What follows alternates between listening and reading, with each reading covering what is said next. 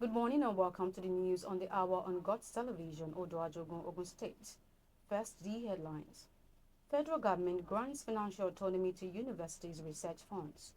President Tinubu orders increased safety measures following Niger State tanker explosion.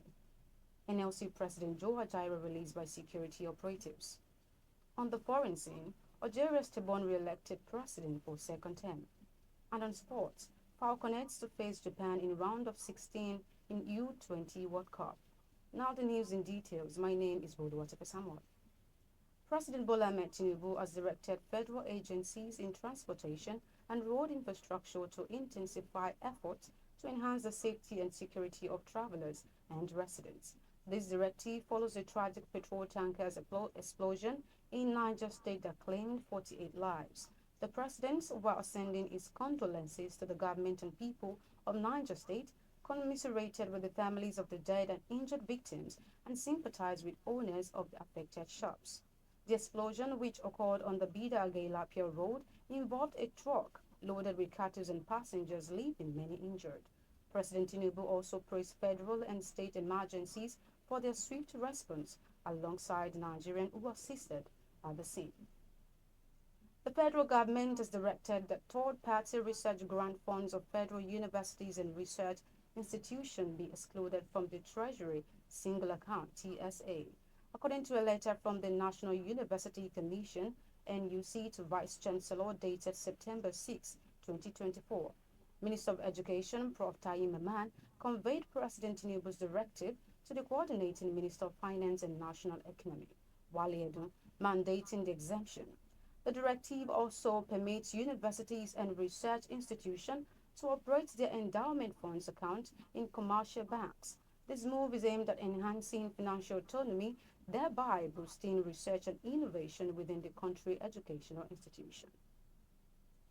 And now the president of the Nigerian Labour Congress (NLC), Joe Ajaero, has been released by security operatives.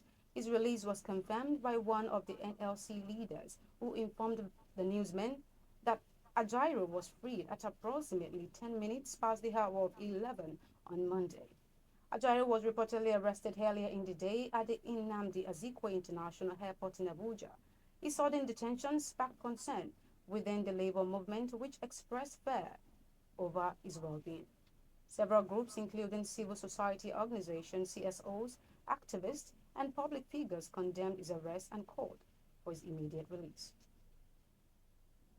Meanwhile, the Ogun State Governor Prince Dapo Abiodun has announced plans to release 100 brand new 18-seater compressed natural gas (CNG) buses for transporters in the state. The governor made the announcement yesterday at his office in Oke-Imosun, Abeokuta, revealing that the federal government would also provide 20 CNG-enabled buses and 500 conversion kits to the state this week. This development came during a meeting with Transport Union focused on ensuring fair transportation pricing in Ogun. To address concerns about rising fares, the governor also inaugurated an enforcement committee. The committee will include the State Police Commissioner, the Department of State Security Service (DSS), the Traffic Compliance Agency (TRACE), Head of Transport Union, and representative from the Ministries of Transportation and Trade Investment. Governor Abiodun, however, acknowledged the challenges posed by the recent fuel price hike under President Bola Tinubu's administration and assured residents that efforts are being made to mitigate its effects. He expressed concern over the frequent rise in transport fares following any increase in fuel prices, emphasizing the need for balanced fare regulation.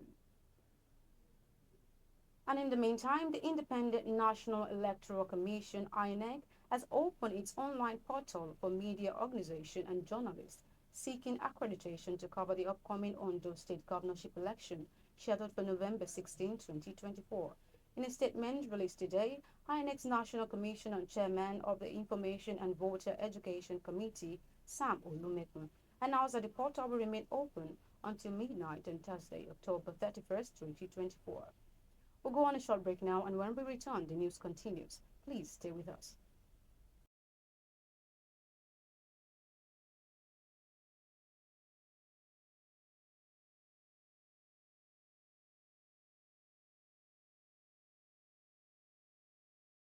Right. Welcome back. You can join us on our social media platforms on Facebook, Instagram, and Twitter at GOTS1049FM. You can also listen to us live via our website at www.gotstvnradio.com. You can as well download our mobile app at GOTS104FM on Google Play Store. And on to the foreign scene. Algeria's incumbent president Abdelmadjid Tebboune has been re-elected with nearly 95% of the vote, according to the country's electoral authority, ANI, announcing the result. Announcing the result, ANI had Mohamed Kafi started that Tebboune secured 94.45% of the vote, with over 5.3 million people supporting him. Tebboune 78 was the clear favorite in the race, defeating his rivals, moderate Islamist Abdullahi Azani, who gathered 3.17%, and socialist candidate Youssef Al-Chiche, who received 2.16%.